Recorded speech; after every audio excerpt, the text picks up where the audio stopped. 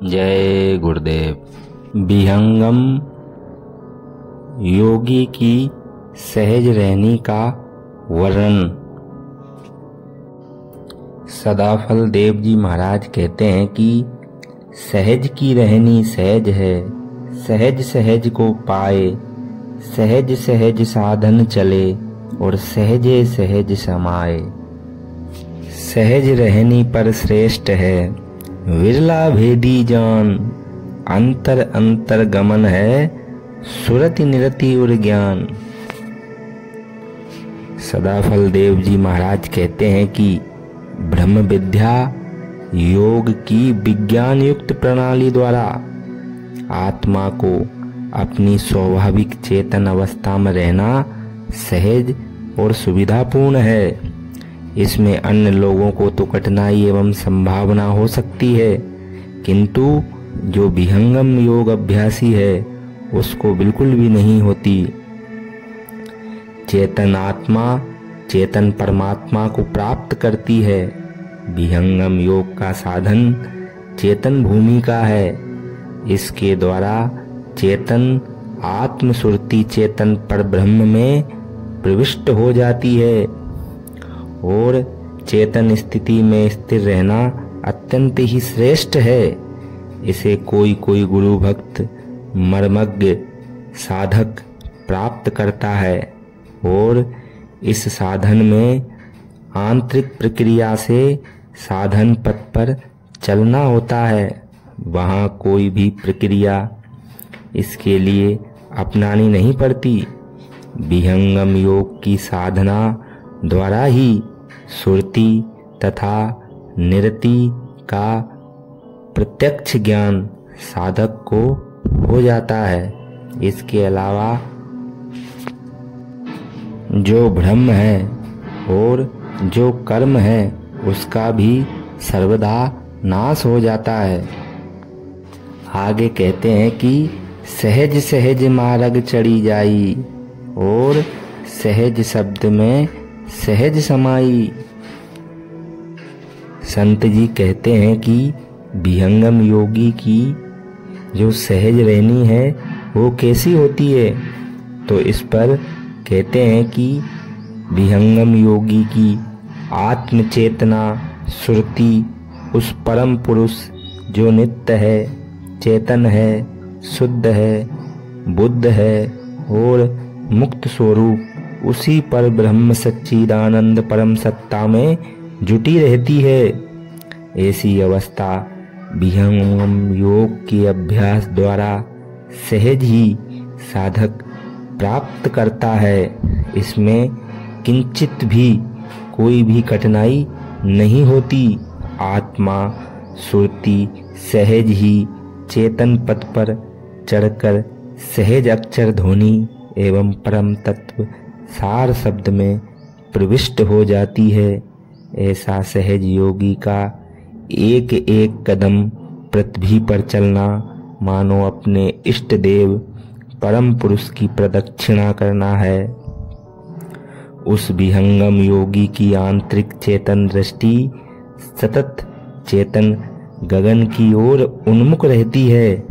अब उसके लिए जप तप एवं व्रत इत्यादि कोई भी प्राकृतिक कर्म करना आवश्यक नहीं होता।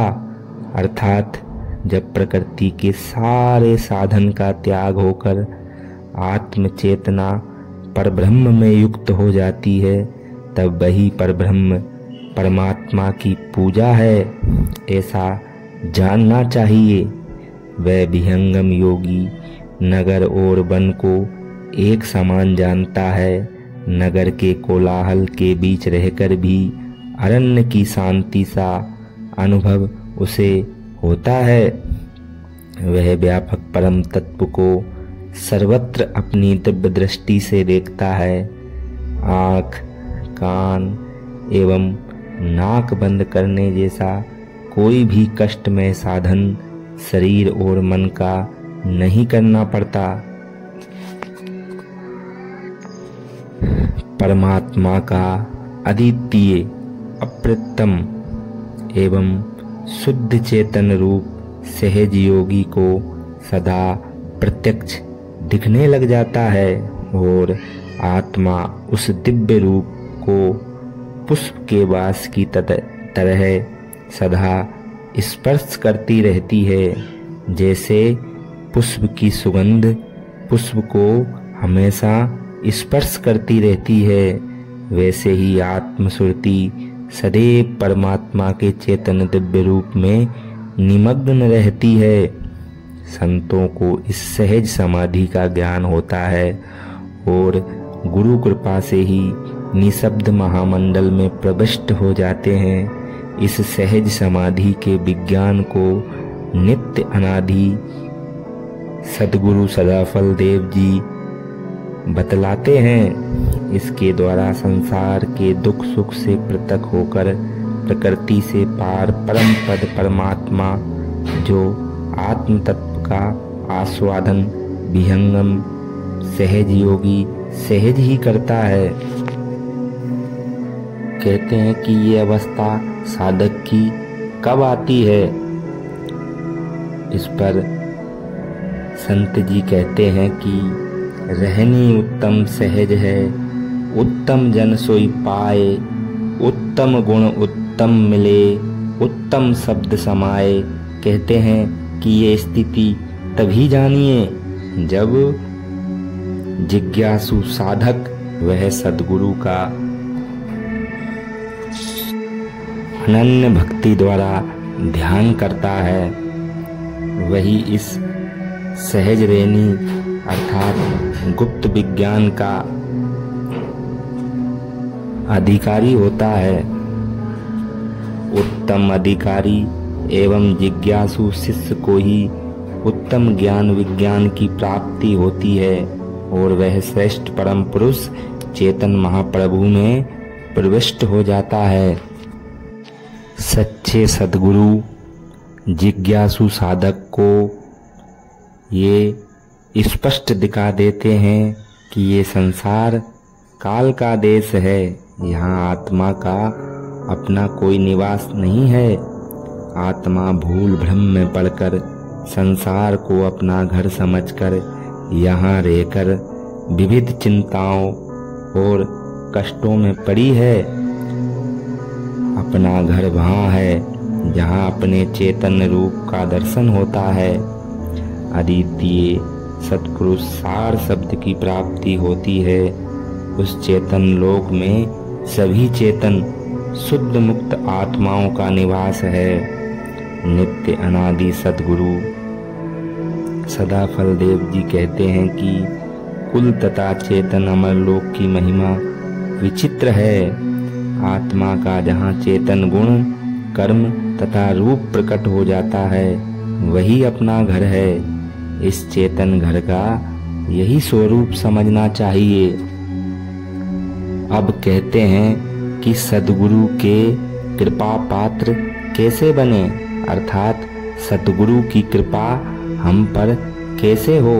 इस पर कहते हैं कि मनुष्य सज्जन जानिए जाके हृदय सद्गुण बसे, जीवन सदा उपकार में वे सत्य दया जिसमें लसे। भाव भावती सोम रस से भर कला अध्यात्म है, संत संतन वदत है आदर्श जगमग आत्म है। अर्थात संत जी कहते हैं कि जिसके हृदय में सद्गुणों का सदा ही निवास होता है उस मनुष्य को सज्जन समझना चाहिए। उसका जीवन तथा कर्म सदैव परोपकार के लिए है।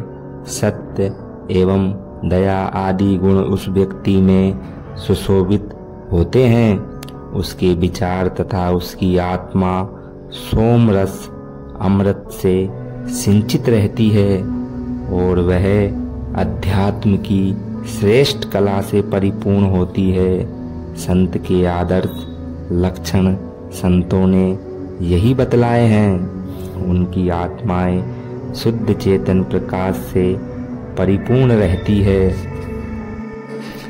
ऐसे गुरु भक्त साधक जिज्ञासु की आत्मा ऊर्ध्व चेतन प्रदेश अर्थात अमर लोक में गमन करती है। जिसका संत जी ने अलल नाम के पक्षी से तुलना की है। संत जी कहते हैं कि अलल पक्षी आकाश में उस स्थान पर रहता है जहाँ पृथ्वी का गुरुत्वाकर्षण समाप्त हो जाता है। वहाँ से कुछ नीचे आकर वह अंडा दे देता है। वह पृथ्वी तक आते आते बीच में ही फूट जाता है तथा उसमें से पूर्ण पक्षी शिशु उत्पन्न होकर अपने माता पिता के गमन निवास की ओर ऊर्ध्व गति से उड़ने लगता है। वह मार्ग में कहीं इधर उधर नहीं भटकता और सीधे उड़ते जाता है। इस प्रकार अपने निवास स्थान में पहुंच जाता है जहां अन्य अलल पक्षी मधुर स्वर से गुंजन करते रहते हैं। इस अलल पक्षी के समान ही आत्मा सतगुरु के उपदेश द्वारा अपने चेतन रूप का ज्ञान प्राप्त कर अपनी चेतन सुरति द्वारा सीधे वहां पहुंचती है जहां उसका अपना चेतन घर अमरलोक है। वहां पहुंचकर वह सोम रस एवं मधुर शब्द ध्वनि का अनुभव कर और आनंद होती है। लेकिन एक साधक की यह स्थिति कब बनती है? इस पर कहते हैं कि साधक की ये स्थिति तभी बनती है जब साधक सहज स्वाभाविक ढंग से और सरलता से जीवन यापन करने में ही श्रेष्ठता समझता है और जिस अवस्था में प्रभु रखे उसी अवस्था में रहकर साधक अपनी चेतन शक्ति को चेतन गगन में गुरु युक्ति से स्थिर कर तल्लीन रहे। गुरु के प्रति सच्ची श्रद्धा, सेवा और सत्संग से जुड़ा रहे।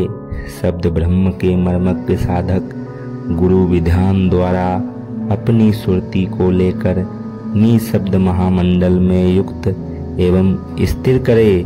संसार में सहज भाव में रहता हुआ योग साधक अपना प्रेम निशब्द में लगाकर रहता हुआ आगे बढ़े। यह साधक की सहज रहनी है और गगन मंडल का चेतन शब्द ध्वनि उस साधक को स्वाभाविक ढंग से प्रत्यक्ष रहता है। उसकी चेतना के साथ स्थूल, सूक्ष्म, कारण, महाकारण और केवल्य इनमें से कोई भी शरीर नहीं रहता, अर्थात उस साधक की आत्म चेतना इन सभी शरीरों से अनासक्त पृथक रहकर स्वयं आप ही आप चेतन निज स्वरूप में स्थिर रहकर निअक्षर परम सत्ता से युक्त रहती है। सांसारिक पदार्थों का त्याग और संग्रह की ओर उस साधक का कोई भी ध्यान नहीं रहता।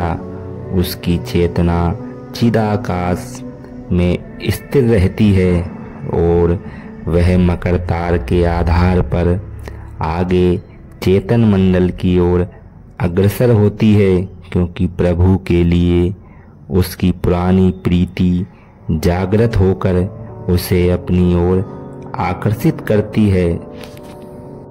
इसलिए एक जिज्ञासु साधक को चाहिए कि वे अपना अहम भाव मिटाकर प्रभु की शरण में, अपने गुरु की शरण में आत्मसमर्पण कर दे।